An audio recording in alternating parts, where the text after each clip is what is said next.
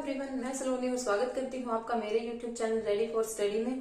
कल हमने जो टॉपिक किया था वो क्या था, क्रिया विशेषण। क्रिया विशेषण किसे कहते हैं और क्रिया विशेषण की कौन सी विशेषताएं होती हैं या उसका आवश्यकता और महत्व।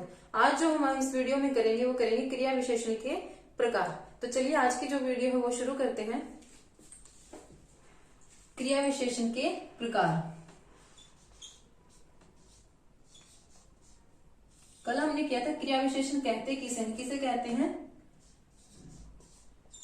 जो ऐसे अविकारी शब्द जो क्रिया की विशेषता बताते हैं वो होते हैं क्रिया विशेषण। आज हम करेंगे क्रिया विशेषण के प्रकार।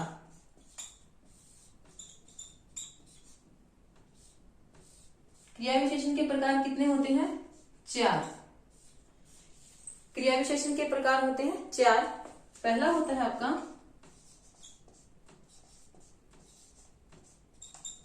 कालवाचक क्रिया विशेषण,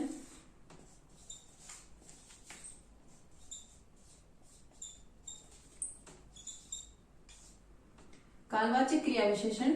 दूसरा होता है आपका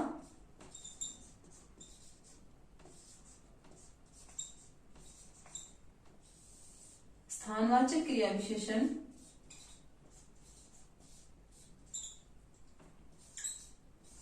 तीसरा होता है आपका परिमाणवाचक।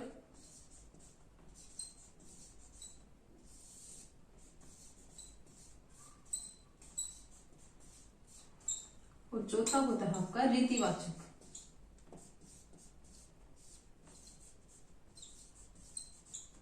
रीतिवाचक क्रिया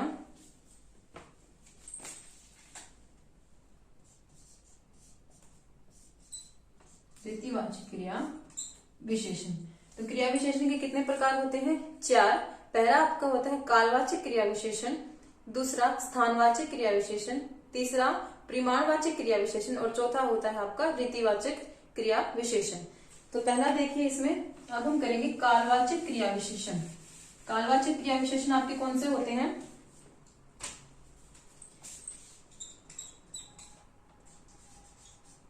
क्रिया के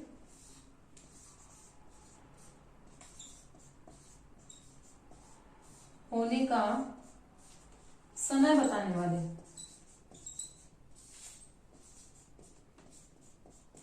क्रिया के होने का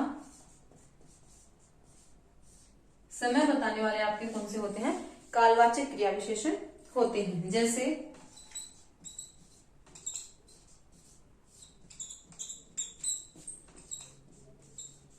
राम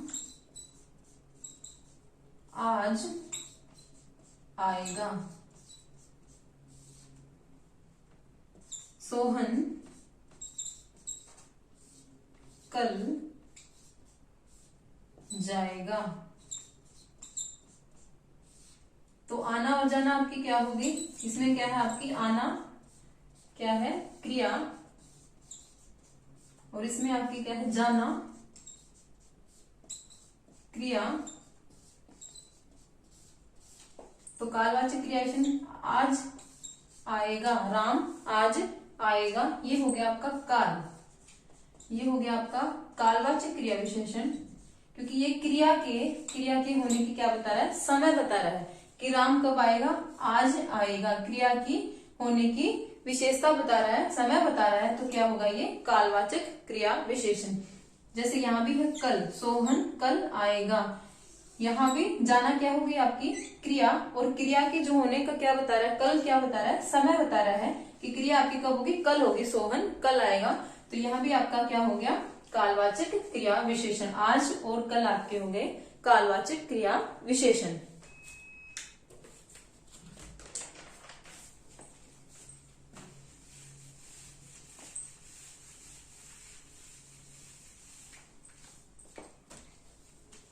इसमें हम कई लेते हैं कालवाचक क्रिया विशेषण, जैसे आज, कल, अभी, तुरंत, या सप्ताह को भी हम इसमें लेते हैं। सप्ताह, वार, ये सब आपके आते हैं कालवाचक क्रिया विशेषण में। जैसे हर बार, कई बार,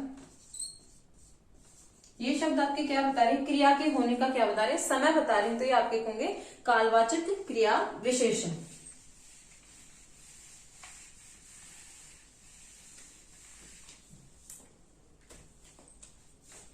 दूसरा होगा आपका स्थानवाचक क्रिया विशेषण। दूसरा होगा आपका स्थानवाचक क्रिया विशेषण। देखिए ऐसे शब्द जो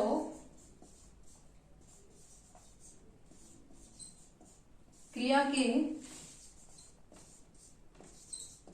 होने का स्थान या दिशा, स्थान या दिशा बताते हैं, वो आपके होते हैं स्थानवाचक क्रिया विशेषण। वो होते हैं आपके स्थानवाचक क्रिया विशेषण। जैसे देखिए स्थानवाचक क्रिया विशेषण कौन से होते हैं, ऐसे शब्द जो क्रिया के होने का स्थान बताते हैं या क्रिया के होने के स्थान का बोध कराते हैं, वो होते हैं आपके स्थानवाचक क्रिया विशेषण। जैसे सोहन छत पर बैठा है। सोहन छत पर बैठा है, सोहन आपका क्या हो गया, कर्ता, और बैठना आपकी होगी क्रिया, और जो ये पर आपका बता रहा है, क्या बता रहा है, स्थानवाचक। पर क्या है आपका, स्थानवाचक क्रिया विशेषण। स्थानवाचक क्रिया विशेषण, ठीक है। पर आपका क्या है, स्थानवाचक क्रिया विशेषण। और पर आपका एक और चीज देखिए, पर आपका क्या है, कारक की विभक्ति है। कौन से कारक की विभक्ति है, अधिकरण की। पर क्या है आपकी, अधिकरण कारक की विभक्ति है। कौन से कारक की विभक्ति है, अधिकरण कारक की विभक्ति है। स्थानवाचक, अब देखिए स्थानवाचक क्रिया विशेषण जो आपके होते हैं, स्थानवाचक क्रिया विशेषण जो आपके होते हैं, वे अधिकरण कारक ही होते हैं। स्थानवाचक क्रिया विशेषण जो आपके होते हैं वो अधिकरण कारक ही होते हैं।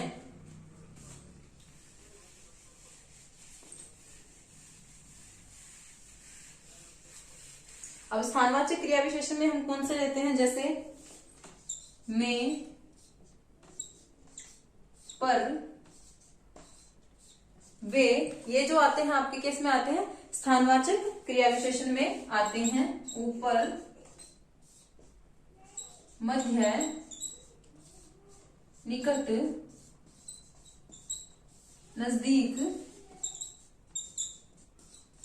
ये आपके स्थानवाचक क्रिया विशेषण शब्द हैं। तो स्थानवाचक क्रिया विशेषण आपके कौन से हो गए, वैसे शब्द जो क्रिया के होने का स्थान बताते हैं, वो होंगे आपके स्थानवाचक क्रिया विशेषण। स्थानवाचक क्रिया विशेषण ही आपका अधिकरण कारक भी होता है, ठीक है। अधिकरण कारक, स्थानवाचक क्रिया विशेषण आपके क्या होते हैं, एक ही होते हैं। जैसे एक और देखिए, राम आज शाम दिल्ली जाएगा। इसमें देखिए स्थानवाचक क्रिया विशेषण कौन सा है और आपका कालवाचक क्रिया विशेषण कौन सा है। अब सबसे पहले देखिए राम, तो इसमें आपका क्या हो गया, कर्ता हो गया, ठीक है। और जाना आपकी क्या होगी, क्रिया होगी। आज शाम, ये क्या करवा रहा है आपको, क्रिया के होने का समय बता रहा है, तो ये आपका हो गया कालवाचक क्रिया विशेषण। कौन सा हो गया, कालवाचक क्रिया विशेषण। दिल्ली जाएगा, कहां जाएगा, दिल्ली जाएगा, तो दिल्ली आपका क्या हो गया, स्थानवाचक क्रिया विशेषण। ये हो गया आपका स्थानवाचक क्रिया विशेषण। कालवाचक क्रिया विशेषण वो होते हैं जो क्रिया के होने का समय बताते हैं और स्थानवाचक क्रिया विशेषण वो होते हैं जो क्रिया के होने का स्थान बताते हैं। राम आज शाम दिल्ली जाएगा, आज शाम आपको क्या बता रहा है, समय बता रहा है, तो ये हो गया आपका कालवाचक विशेषण। और कहाँ जाएगा, दिल्ली, ये आपको स्थान बता रहा है, तो क्या हो गया आपका स्थानवाचक क्रिया विशेषण। अब तीसरा हमारा जो प्रकार है क्रिया विशेषण का, वो देखिए, तीसरा है हमारा परिमाणवाचक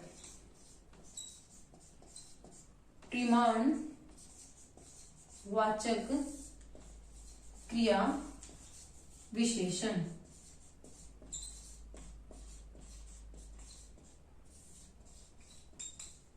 इसकी परिभाषा देखिए, ऐसे शब्द जो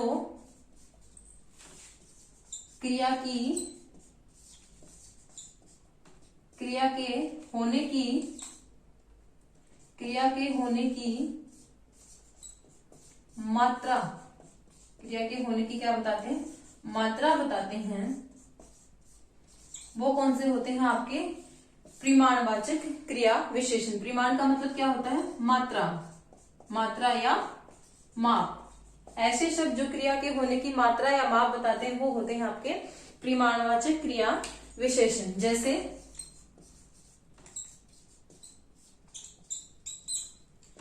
राम बहुत पढ़ता है, राम बहुत पढ़ता है, या सीता कम सोती है। ये आपके कर्ता हो गए। यहां पढ़ना और सोना की क्या होगी, क्रिया होगी। और यहाँ ये बहुत और यहाँ ये कम क्या हो गए, मात्रा बता रहे हैं। क्रिया के होने की क्या बता रहे हैं, मात्रा बता रहे हैं। यहाँ बहुत क्या बता रहे हैं, राम बहुत पढ़ता है, यानी कि क्रिया के होने की क्या बता रहे हैं, मात्रा बता रहे हैं। यहाँ सोने की सोना आपकी क्रिया हो गई, इसकी क्या बता रही, मात्रा बता रही है। सीता बहुत कम सोती है, तो यहाँ कम क्या हो गया आपका परिमाणवाचक क्रिया विशेषण। बहुत और कम आपके क्या हो गए, परिमाणवाचक क्रिया विशेषण। अगर यही शब्द संज्ञा या सर्वनाम की विशेषता बताएं तो ये क्या होंगे, परिमाणवाचक विशेषण। अगर यही शब्द संज्ञा और सर्वनाम की विशेषता बताएं तो ये होंगे आपके परिमाणवाचक विशेषण। लेकिन यहाँ क्या आता है, क्रिया की विशेषता बताई जा रही है। किसकी बताई जा रही है, क्रिया की विशेषता बताई जा रही है, तो ये क्या हो गया आपके परिमाणवाचक क्रिया विशेषण।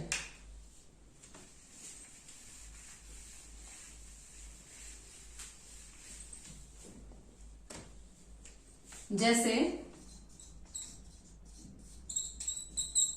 बहुत, खूब, कम, अत्यंत, थोड़ा, ज्यादा। ये शब्द आपकी क्या बता रहे हैं, परिमाणवाचक क्रिया विशेषण की क्या बता रहे हैं, मात्रा बता रहे हैं। ठीक है, अधिक,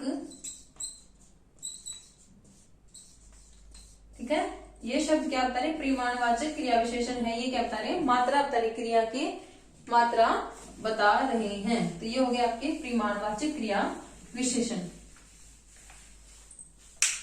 अब चौथा जो आपका आ गया वो है रीतिवाचक क्रिया विशेषण। चौथा है आपका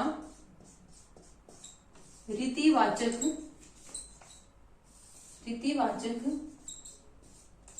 क्रिया विशेषण। कौन से होते हैं, ऐसे शब्द जो क्रिया के होने का ढंग या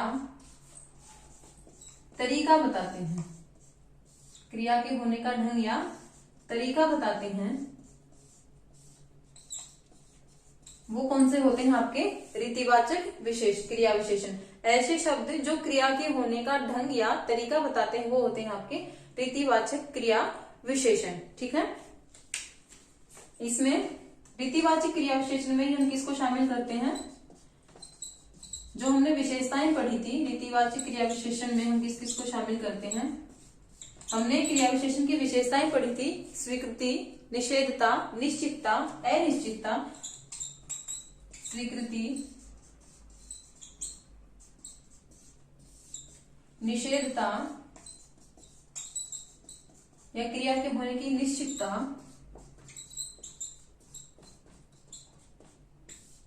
अनिश्चितता,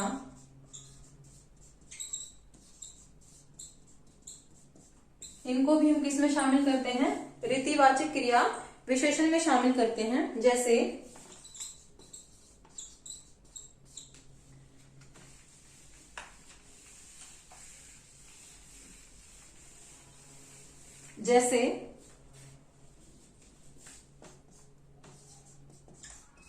बस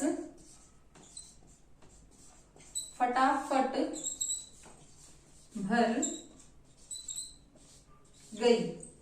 बस कैसे भर गई, फटाफट भर गई। भरना आपकी क्या होगी, ये होगी आपकी क्रिया, और फटाफट क्या होगी, तरीका। कैसे भर गई, बस फटाफट भर गई, ये क्रिया के होने का क्या बता रहा है, ढंग या तरीका बता रहा है। तो फटाफट आपका क्या हो गया यहाँ, रीतिवाचक क्रिया विशेषण। अब इसमें दूसरा एग्जांपल देखिए, जैसे सोहन सरपट दौड़ता है। सोहन सरपट दौड़ता है। दौड़ना इसमें क्या होगी आपकी क्रिया, और ये सरपट शब्द क्या बता रहा है, क्रिया के होने का ढंग। क्रिया के होने का ढंग बता रहा है। तो ये आपकी क्या होगी, रीतिवाचक क्रिया विशेषण। ठीक है, इसमें कौन कौन से आएंगे देखिए। रीतिवाचक क्रिया विशेषण में ऐसे, जैसे,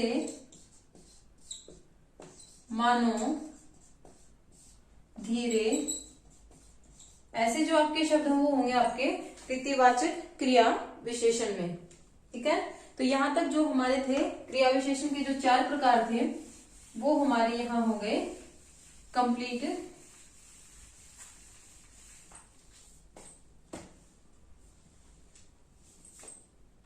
अब हम इसका एक एग्जांपल कर लेते हैं।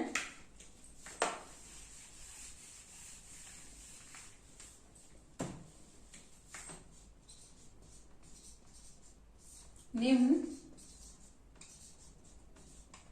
कथनों पर विचार कर असंगत विकल्प चुनिए। निम्न कथनों पर विचार कर असंगत विकल्प चुनिए। क्रिया विशेषण, क्रिया विशेषण अविकारी होता है। क्रिया विशेषण क्या होता है, अविकारी होता है, परंतु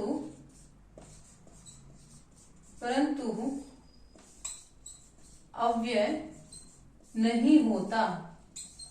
क्या नहीं होता, अविकारी तो होता है लेकिन अव्यय नहीं होता। दूसरा ऑप्शन है इसमें, अव्यय और अविकारी दोनों एक दूसरे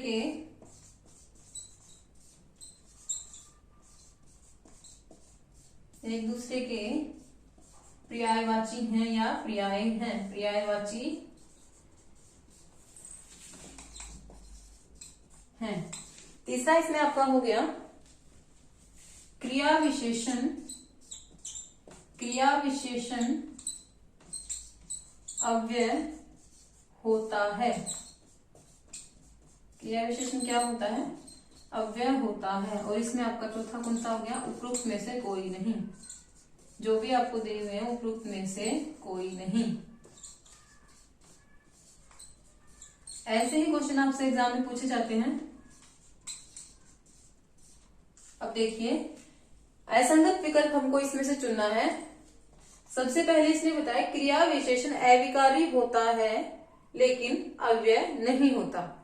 दूसरा क्या बता रहा है, अव्यय और अविकारी दोनों एक दूसरे के क्या होते हैं, पर्यायवाची होते हैं। तीसरा होता है क्रिया विशेषण अव्यय होता है, और चौथा है आपका उपरोक्त में से कोई नहीं। तो अब ये देखिए, क्रिया विशेषण अव्यय होता है। अब हम क्या पढ़ रहे थे, अव्यय पढ़ रहे थे। अविकारी शब्द मैंने शुरू में ही बताया था कि अविकारी शब्द वो शब्द होते हैं जिनमें लिंग, वचन, काल और कारक के आधार पर कोई बदलाव नहीं होता या उन्हें नहीं बदला जा सकता। वो क्या रहते हैं, आपके अपरिवर्तित रहते हैं। तो वो क्या कहते हैं, आपके अव्यय कहलाते हैं। क्रिया विशेषण क्या है, अव्यय है। ठीक है, क्रिया विशेषण क्या है, अव्यय है। और अव्यय और अविकारी भी मैंने पढ़ा था कि अव्यय और विकारी क्या होते हैं, दोनों एक दूसरे के पर्याय होते हैं। अव्यय को ही हम अविकारी कहते हैं जिन्हें नहीं बदला जा सकता, दोनों एक ही है। तो आपका ये भी सही हो गया और ये भी सही हो गया। इसमें का क्रिया विशेषण अविकारी होता है, बिल्कुल होता है। क्रिया विशेषण अविकारी होता है परंतु अव्यय नहीं होता। क्रिया विशेषण अविकारी होता है परंतु अव्यय नहीं, लेकिन अविकारी और अव्यय तो एक ही है, इनमें कोई अंतर नहीं है। अव्यय और अविकारी एक दूसरे के पर्याय हैं, इनमें कोई अंतर नहीं है। तो इस आपका गलत कौन सा हो गया, ये हो गया। आंसर क्या हो गया हमारा, पहला हो गया, क्योंकि हमें असंगत विकल्प चुनना था। और असंगत विकल्प कौन सा है, ये है। क्रिया विशेषण अविकारी होता है, वो अव्यय भी होता है। ठीक है, तो ये हो गया हमारा इसका आंसर। एग्जाम में आपसे जो क्वेश्चन पूछे जाएंगे ऐसे ही क्वेश्चन पूछे जाएंगे।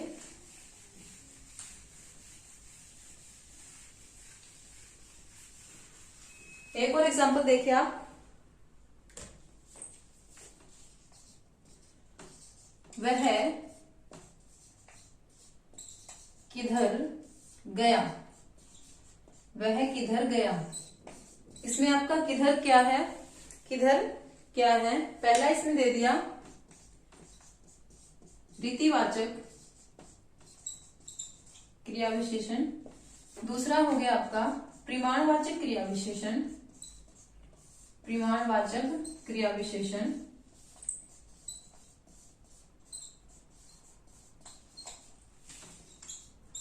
तीसरा हो गया आपका कालवाचक,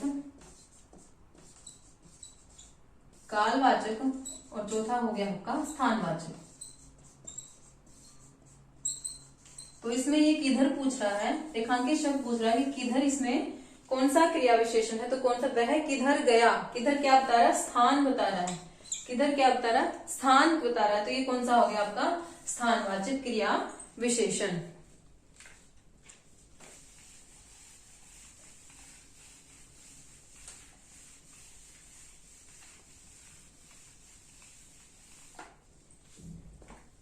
तो आज की जो हमारी वीडियो थी हमने उसमें पढ़ा कि क्रिया विशेषण के प्रकार कौन कौन से होते हैं। क्रिया विशेषण के आपके 4 प्रकार होते हैं। पहला होता है आपका कालवाचक क्रिया विशेषण, दूसरा होता है आपका स्थानवाचक क्रिया विशेषण, तीसरा आपका परिमाणवाचक क्रिया विशेषण, और चौथा हो गया आपका रीतिवाचक क्रिया विशेषण। कालवाचक क्रिया विशेषण क्रिया के होने का समय बताता है। जो आपका स्थानवाचक, उसमें क्रिया के होने का स्थान का पता लगता है। परिमाणवाचक क्रिया के होने की मात्रा, और रीति में क्रिया के होने का आपका तरीका और ढंग। तो ये थे आपके क्रिया के होने के, ये क्रिया विशेषण के आपके 4 प्रकार। अब इसमें हमने देखना है कि अविकारी और अव्यय, अविकारी और अव्यय शब्द एक दूसरे के पर्याय होते हैं। अगर आपको एग्जाम में इन दोनों में से कोई भी दे दे तो इसमें कंफ्यूज होने की जरूरत नहीं। ये दोनों एक ही के लिए यूज किए जाते हैं। ये दोनों अविकारी और अव्यय एक ही हैं। कौन से होते हैं, जिसमें लिंग, वचन, काल और कारक के आधार पर कोई बदलाव नहीं किया जाता, वो होते हैं आपके अव्यय या अविकारी शब्द। और ये वो आपके कौन कौन से होते हैं, 4 होते हैं। पहला आपका क्रिया विशेषण जो हमने आज कर लिया कंप्लीट। दूसरा होता है आपका संबंध बोधक, तीसरा होगा आपका समुच्चय बोधक, और चौथा होगा आपका विषमवादी बोधक। ये हम जो करेंगे हमारी नेक्स्ट वीडियो में करेंगे। तो उम्मीद करती हूँ आपको मेरी आज की वीडियो पसंद आई होगी। अगर आपको मेरी आज की वीडियो अच्छी लगी है तो इसे लाइक करें और चैनल को सब्सक्राइब करें, और साथ ही बेल आइकन को क्लिक करें ताकि आपको मेरी आने वाली हर वीडियो की नोटिफिकेशन मिल जाए। Thank you so much.